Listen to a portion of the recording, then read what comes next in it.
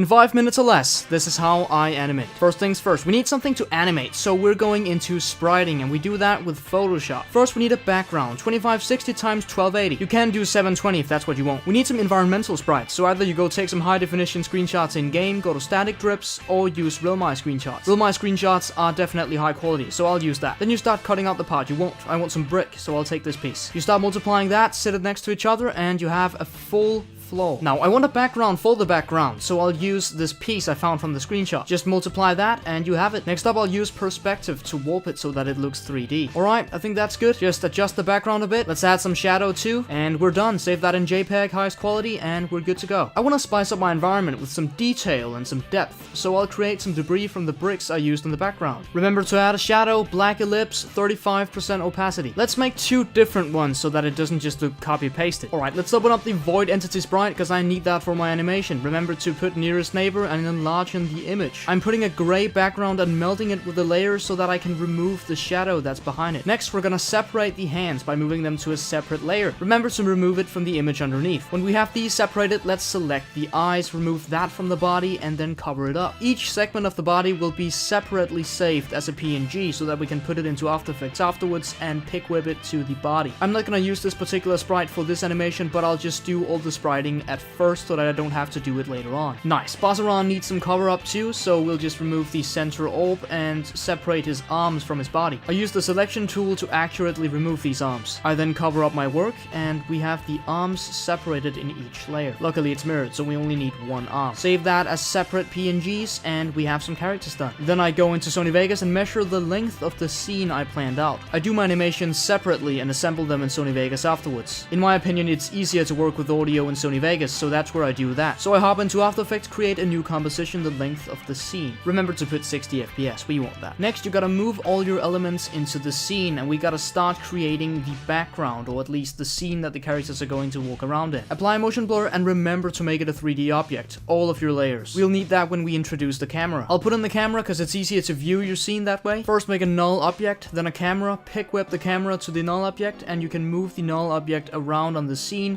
and the camera will follow. That way we can view the entirety of our setup. So now that the camera is in place and we've positioned all of our walls and environment, we need to put in some characters in the scene. We just throw them in there, the same rules as the other layers, motion blur and 3D object. Make a new shape layer and put a shadow beneath it. Black ellipse, 35% opacity. Then pick whip it to the body you want it to follow. Now let's add some movement to the character. When you've done that, you can outline the camera movement. This is very important since this is going to be panning over the scene that you've created. I'll add a wiggle expression later on to make the camera shaky. That should be it. You can always mess around with the keyframes afterwards. Let's add some more characters. If they have several segments, make sure to put the layers in the correct order. If you want to rotate some layers specifically, like hands and such, double click on the layer and anchor it to the point of rotation. Adjust the hand to the body, pick whip it to the body, duplicate the shadow you used from earlier and pick whip that to the new body. And there you have it, another character you can move around. Oh, I made a sprite mistake. Well, instead of masking, you can just open it in Photoshop, change it, save it the same file destination, and it will fix it. It's magic. You know, just make your shadow red and it could look like a blood pool. Go to position, alt left click on the stopwatch, and you are animating the wiggle expression. First number frequency and second number amplitude. If you add an adjustment layer like so with this icon checked, this will apply the effects you put onto it to all the layers beneath. Very useful for color correction, vignette and such. Also, I do know that you can pre-compose layers, I just haven't found any time to utilize it. A few creative minutes later. Alright, it's time to export, and now this is After Effects we're working with, so